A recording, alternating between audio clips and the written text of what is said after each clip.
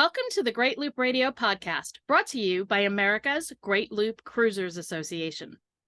We're dedicated to sharing Great Loop information and inspiration with those actively cruising, planning for, or dreaming about a Great Loop adventure. I'm Kim Russo. I'm the director of AGLCA, and today we're continuing our popular series on the story of our Great Loop, where we bring in some of our Gold Loopers, which is anyone who's completed the route, and they tell us all about their trip, their boat. And we're going to continue that today with Lisa and Mike Hitt, who did the Great Loop aboard a 40-foot Sea Ray. Before I bring in Lisa and Mike officially, I want to take a moment to recognize and thank our Admiral sponsors who support AGLCA at the highest level. They are Curtis Stokes and Associates, Great Loop Yacht Sales, Passage Maker Trawler Fest, Skipper Bob Publications, and Waterway Guide Media. As always, we encourage our listeners and viewers to support these businesses that support the Great Loop. And with that out of the way, Mike and Lisa, thank you so much for joining me today. It's our pleasure. Thanks for having us. Yeah, I always love doing these because we get to catch up with some of our Looper friends along the way, and all of you do such a great job of inspiring others. And actually, for 2022, Sea Rays were one of the most popular boats on the Loop. So it's great to have some Sea Ray owners come and do this with us. Well, let's kind of, start from the beginning. What was it about this adventure or the thought of doing the Great Loop that really drove you to want to complete it? Probably me being crazy. I wanted to mark off doing things, and I thought this was something I could do.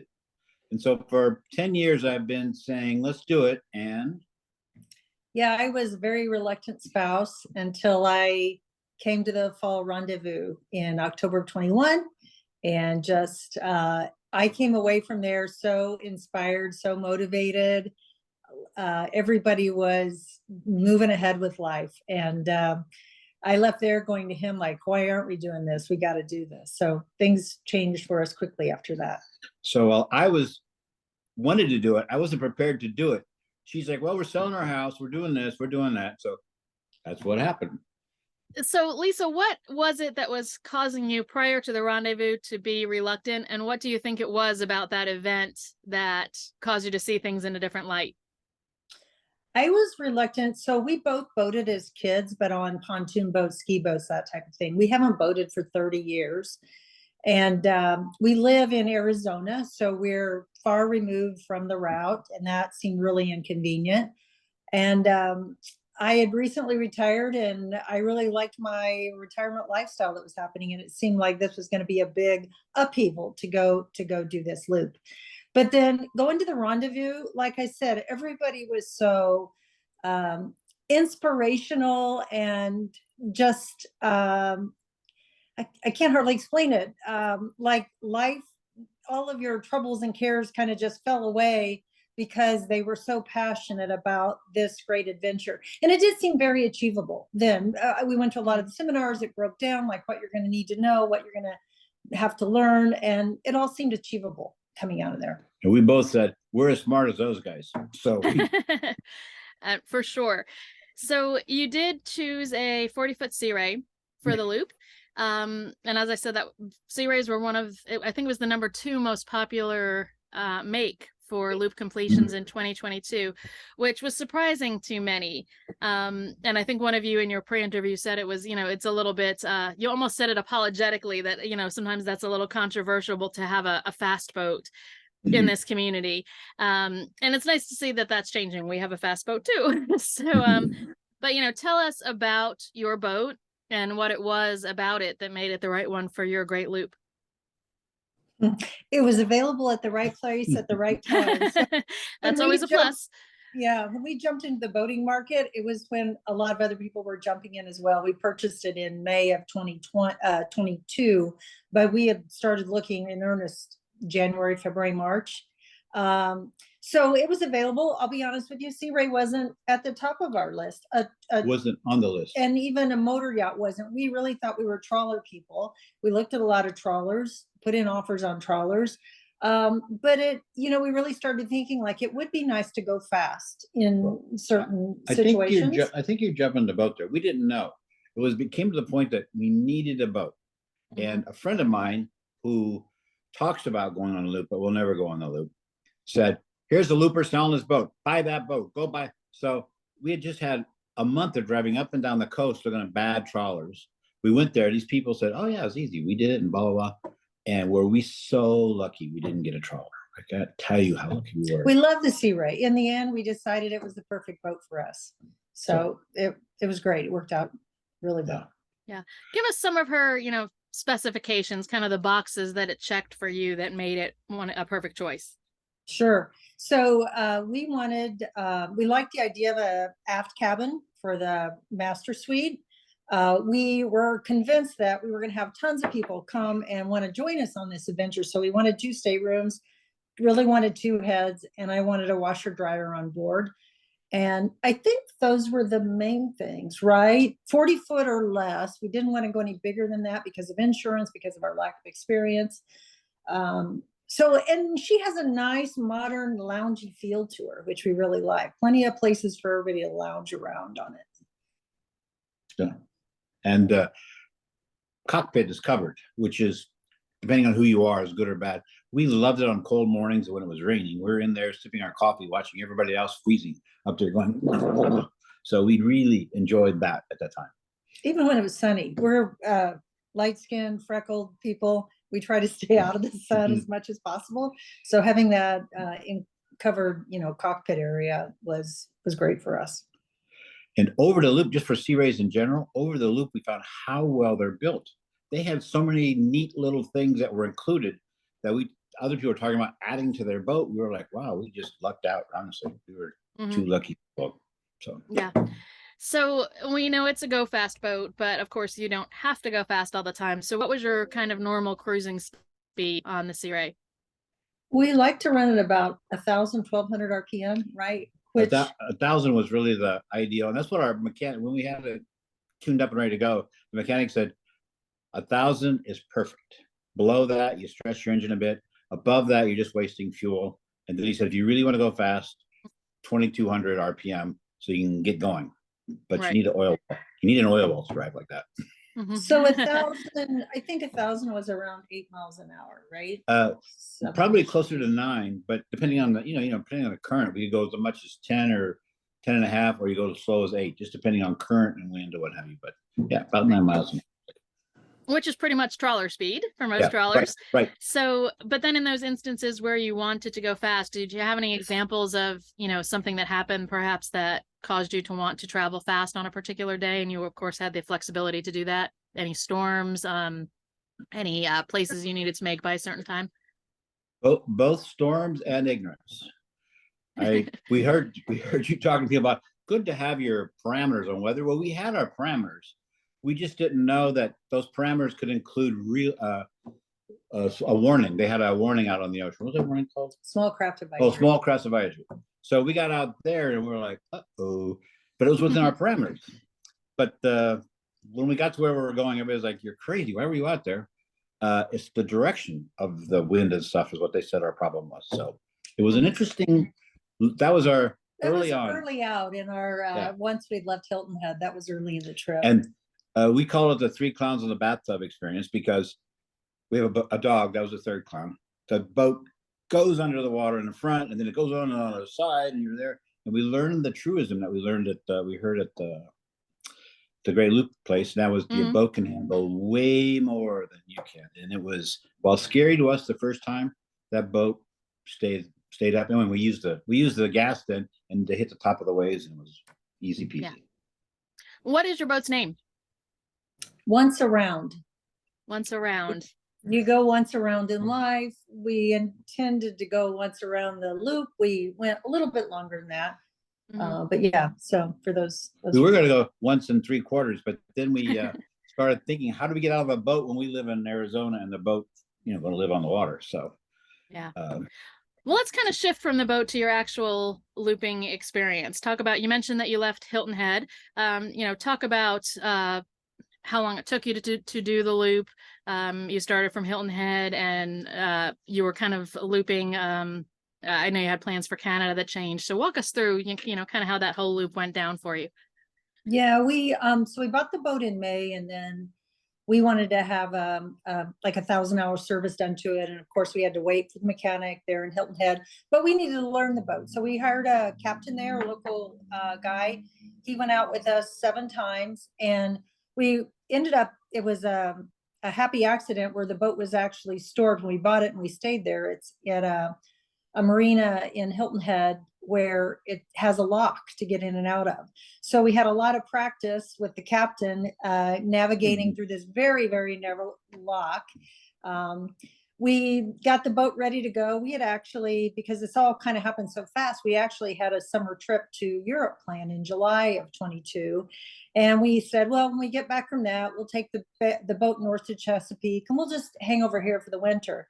And something clicked within both of us during that trip, and we were like, let's just do it now. Can we make it to Chicago by October 1 if we leave as soon as we get back from Europe? That was our thought process. And I mapped it all out. Like, if we were able to do this move every day, we did a lot of one-night stands, but we said, yeah, we can do it. So not go through Canada. We knew there would be time for that, but we were like, if we really like this experience, we'll just go around a second time and go through Canada. So we left Hilton Head, I think it was August 4th, and we ended up pulling into Chicago October 1st. Even with a few days sitting in Buffalo, pinned to the side of the dock because the wind was so bad that we couldn't get out on Lake Erie. But other than that, things really worked in our favor, and we were able to move almost every day, and nobody else was out. We were at the only very tail end of the loopers. We were the only loopers until Buffalo. We didn't see another looper. We were all, we got to see all the wonderful people in the world and all of that, but until Buffalo, we were it. Then in Buffalo, we met one other couple pinned to the dock with us. So. Yeah. And we didn't really take too much time off even after that. I think a week around the holidays, but we boated pretty steadily. So we crossed our wake in Hilton Head in mid-March of this year. So I don't know the exact number of days, but that included a side trip to the Bahamas of about 3 weeks and some time hanging out in Florida and the Keys in the winter. So we did slow down once we got to Chicago and could enjoy things a little bit more. Much more of a normal trip, seeing these little towns all over. We took the armpit and surrounded instead of doing the long run down the Florida. Down, whatever they call that run, the overnight thing. I call it the armpit, Big Bend rather. It is referred to as both. But the Big Bend route, and that's interesting because in the boat you're in, you can do the straight across run of the Gulf, from Apalachicola or Carabel over to Clearwater as a daylight trip. For the trawlers, that's an overnight trip. But so it's interesting that you chose the Big Bend, and it seemed like that was the choice for a lot of loopers this past season. So after this most recent hurricane, I think we're going to have to see how that panned this year. But what did you like about the Big Bend? Oh, all of the cute little towns we saw. And one aside about our boat as opposed to a trawler, we took off because a lot of trawlers took off and then went back. And we were out with 2 trawlers when we decided to go, and they turned around. Whereas we modulated our speed to even out the waves, so to speak. And they just turned around and went back. So. But it was those little towns. Well, we went into Steenhatchee for a couple of days, and I do think we had to sit there maybe a day waiting on weather. And then the next one down, I can't remember the name of it, but you take kind of a long river in, and there's a lake there. Shoot, I'm not going to remember the name. Crystal of that River, one. probably. Thank you. That was it. So that was real cool because there were manatees all around us up in there, and it was very peaceful. We really enjoyed that little town as well. Then I think we hopped on down to Clearwater right after that. Yeah, somewhere down there. The next stop I think is Clearwater, but Steenhatchee Marina at Dead Man's Bay is one of our nominated Sponsor of the Year finalists. And we have been in touch with them after the storm, and they did sustain, of course, some flooding in the office and some damage to the docks, but it sounds like it's not catastrophic. So they're working on repairs to hopefully get back to day-to-day operations. People worry about shallow water coming into taking that Big Bend route. Did you experience any of that or have any concerns about it? Coming out of the Crystal River, we were in the middle of you go way out there, and they got the little things, the buoys quite a ways out, and we hit right in the middle, we hit the bottom. After we were completely out, we Just- made our little windy way out very carefully, and then I don't Just know what past it the was, last buoy, hit a hit the bottom. little sand Yeah. or something. Yeah. But Thank- that was our only real worry on that side of on the Florida. Yeah. So. Yeah.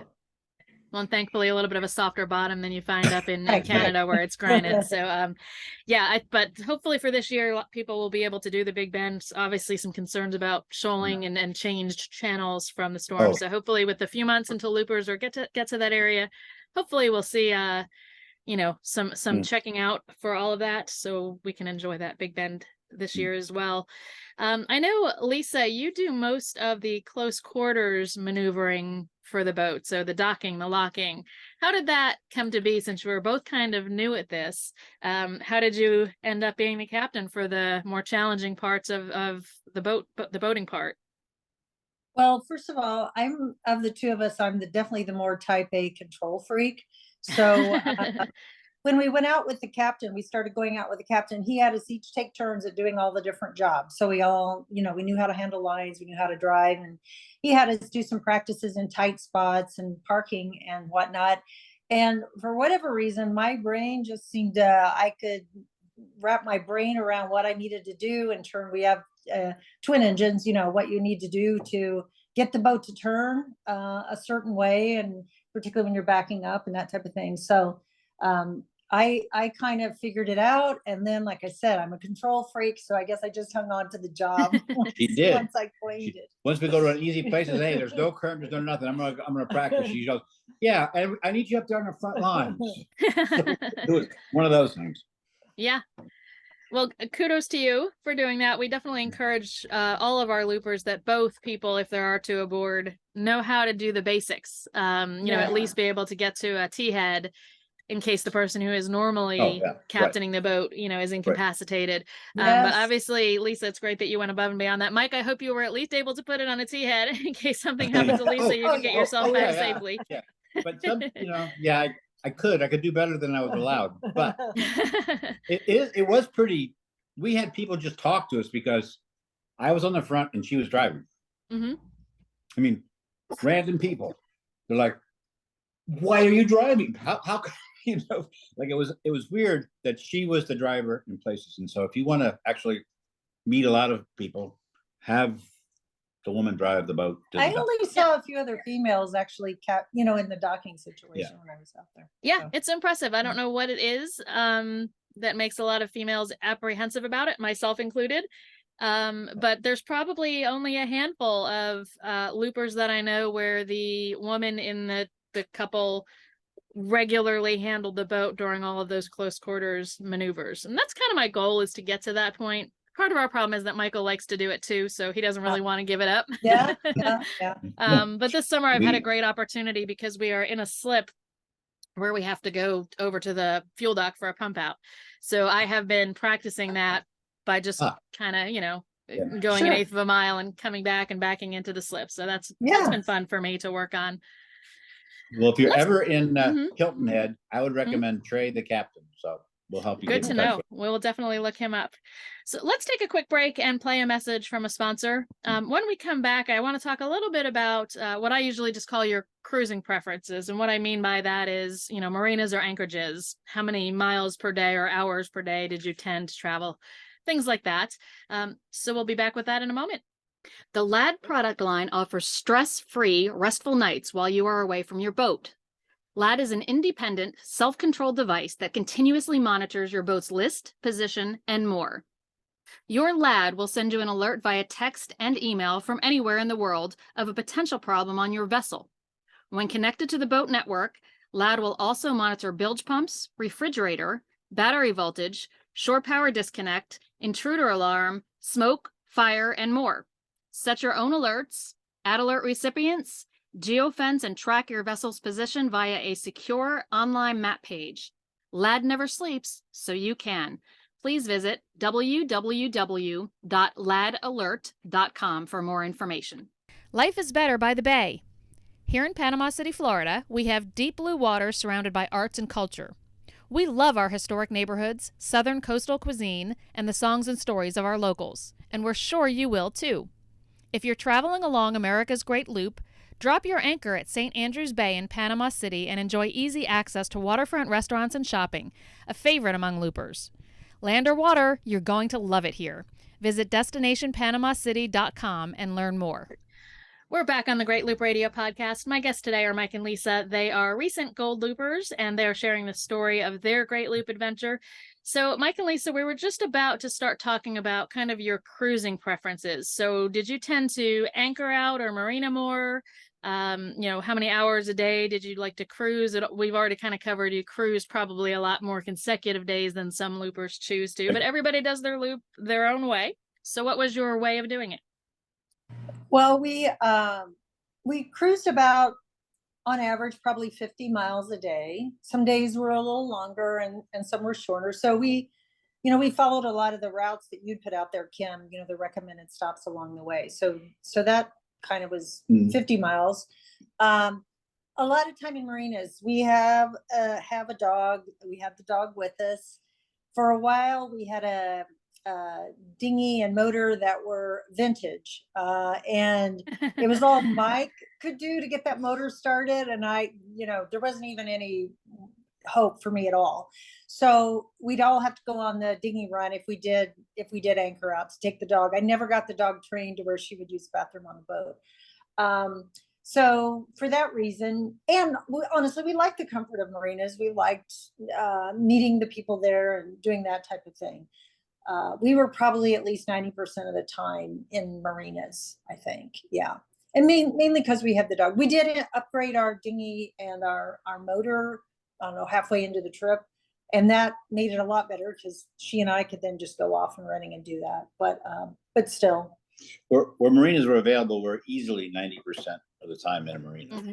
Where they weren't available, though, we had great times being, anchoring out. Mm-hmm. Yeah, I don't think we ever had a bad experience anchoring out. So the worst experience was her not believing I had the right amount of road out with the anchor, but that's a question for your classes. So she was not sure you calculated that scope correctly. Correct. I tend to go on the short side because I don't like, I just do.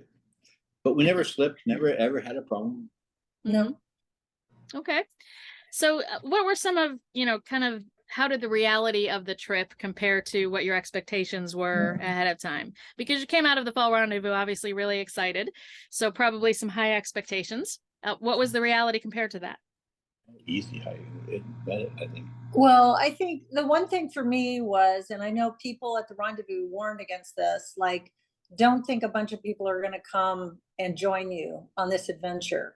And I was like, oh, they don't know our friends. They're definitely going to join us. We did have 3 different sets of friends or relatives join us at different times. And it was fantastic every time they did. We had such fun. But I realized it's impossible. I mean, we're retired. A lot of our friends aren't retired.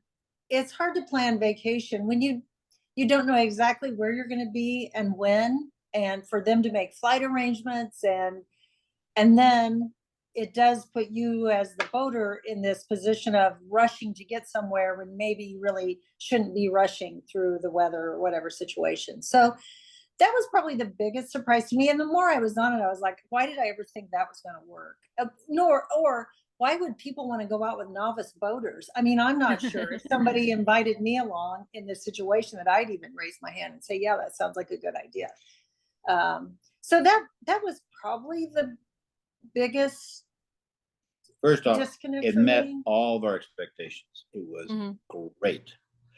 She's just talking about some things as we're into her. We were just trying to, because we thought people would want to share with us, but it was our adventure, not theirs. So we had a great time. We learned quite a bit about life. I'll tell you, I am much more competent than I was with going into it. And you know the saying that sailor cuss like a sailor. Mm-hmm. There's a reason for that. So what were some of the? Go ahead, Lisa. It seemed a little high stress at the get-go because it was a new thing for us. Just, I think it probably felt more stressful to me than it really was in terms of navigation and reading wind and weather and tides and all that. It felt like a lot. But like Mike said, I think we came out of it much more confident and capable of, not just in the boating world, but in general. I mean, we just kept going to YouTube videos. We did have an alternator go out at one point, and we actually had to replace it, which I never saw myself doing, but it's amazing with the help of fellow boaters, which that's another tremendous positive. Loopers and boaters in general, gosh, also very helpful. So we learned a lot, and we came out, I think, just a lot more confident about anything we kind of take on now. Yeah. Well, you kind of mentioned some of the challenges. And I think there's, even for experienced boaters, I think there's really an adjustment when they start the loop till they find that groove, I've called it before, that, you know, for most to be a pretty long learning curve to reach that point where it becomes a little bit less stressful day to day. But what were some of the challenges? How did you overcome them? Was it just finding that groove and practicing until you got there, or what made you kind of settle down and breathe into it and say, okay, we've got this now. This is not an everyday stressor anymore. We had an ambitious goal, so we were focused on that to get to Chicago by October 1st, and that was what, 4 or 5 months down the road. So that goal was so overwhelming that there was really not many things that we were in the groove from day one. Like, we have to be here. We felt we had to be here, we had to be here, and we had. Well, I think maybe the key is just repetition, because, just every day, okay, now we're repeating how we get out of here. Now we're repeating how we get into this spot. And just, just the fact that you're doing it every single day. I'm a big checklist fan, so I had created checklists from the get-go about, startup procedure and all that. And then you kind of get those in your head. So that helped. Yeah, that's a great idea. I don't know that we had. It was fun, so much fun to get into it that we don't have any of those acclimation problems. Yeah. Like I say, the hardest part was getting her to give up jobs. So, but other than that, the hardest part for me was actually the first night without, like, we decided, okay, we're going to leave Hilton Head today. It was hard for me to say, okay, yeah, we really are going to do, and we had never been out without our captain. So in looking back, I wish we would have gone out just at least one time without him. So we knew, but he pushed me out of the nest and we got out, and you just got to do it. So any other advice you would have for somebody who's considering this trip and, perhaps in the planning stages? Just do it. It's such an awesome experience. And I'll tell you honestly, we stepped off that boat in May and we've had a little like, okay, now what do we do? What's the meaning of life? We've done this huge adventure, and we both struggled a little bit with, okay, what's life look like now for us? But for people getting ready to do it, I would say look at a lot of boats online, look as many boats in person as you can to help you figure out what's really going to be the right boat for you. Figure out your time frame and go do it. Hire a captain if you need to, but once you get out there, you just get so much experience immediately. So she had an engine go out on our second docking out of the marina when we're on our way, in a current situation with an inexperienced line handler. So it was kind of a triple storm but I didn't kill anyone. I didn't take out the dock. So I got a little scratch on the side of the boat that we had to buff out. But other than that, that sounds like a win to me. Yeah, that's what I thought. And there's only a scratch because it was, there's only a scratch because they had a black rubber thing on it. So it's just got a little black rubber stripe. It was nothing at all, just a stripe. Yeah. I called it my stripe of shame for a while, but actually it was probably like the stripe of proudness, actually, because we did get docked safely finally. Yep, I was going to say that should be a stripe of proudness under those conditions. It sounds like you did a phenomenal job. So absolutely. Well, so you kind of mentioned that adjustment to life after the loop, which I hear from a lot of Go Loopers. It is kind of a big question. But so have you decided what's next? I understand the boat is for sale. Right. we don't know. And we're back in Arizona. Part of the allure of the loop, we were big RVers before we did the loop. Mhm. So we kind of explored a lot. We lived out west for a while.